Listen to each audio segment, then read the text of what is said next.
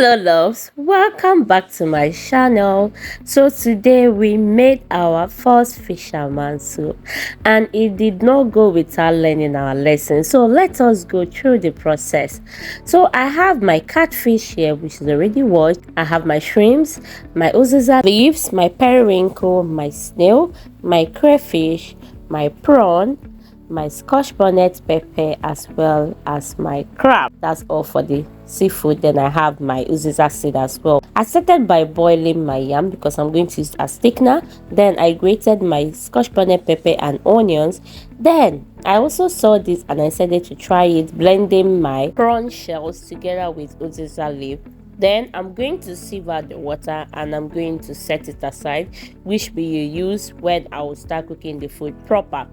To my fish, I'm going to be adding hot water so that I will remove the slimy back and also toughen the fish. It also helps when you're cooking the fish so that it stays and doesn't break. So here my yam is ready and I'm going to be pounding it.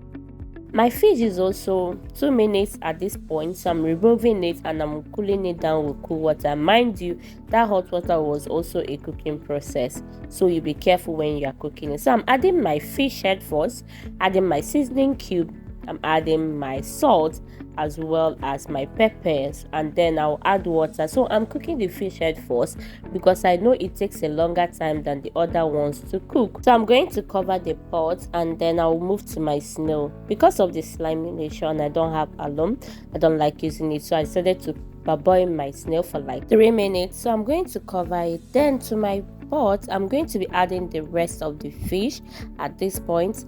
After adding, I'm going to cover it and allow it to cook for just 2 minutes. Then I'm going to be adding the snail that I've already parboiled and washed. I will go in with the rest of the peppers at this point. Then I will be adding my red oil. So mind you, everything at this point is going to be very fast. So I'm adding the rest of the water that I got from the shell that I blended with the Uziza seed. Then I'll cover it and allow it to cook for 1 minute. And after 1 minute, I'm going to introduce my crab into my pot of soup at this point. It does take a longer time to cook than the other seafood, so I'll be adding it now. After adding it, I'm also going to be adding my cocoyam. Remember, we said at this point you need to start adding things fast or else things are going to break, like your fish is going to break in this soup. So I'll add my yam and I'm going to cover it and allow it to cook for 3 minutes. So this is it after 3 minutes. You can see that our soup is already getting thick. Please, I beg you, before you start adding these things, remove your fish. So this is my number one mistake, which I know I'm going to correct when I'm making another batch of fisherman soup. So after like 3 minutes, I'll start adding my prawns. At this point, I'll add my prawns and then I'm going to cover it and allow it to cook for another 2 minutes. Then I'm going to check it to know whether if the consistency is good. If it's not, I'll add another yam so that it will thicken more to the consistency that I like. But this is good, so I went ahead and added my shrimps. As you can see, I'm working with lots of shrimp. As I'm doing this, my fishes were breaking. So next I added my crayfish at this point. Some people say they don't add crayfish, but as an Anambra woman, I like adding crayfish.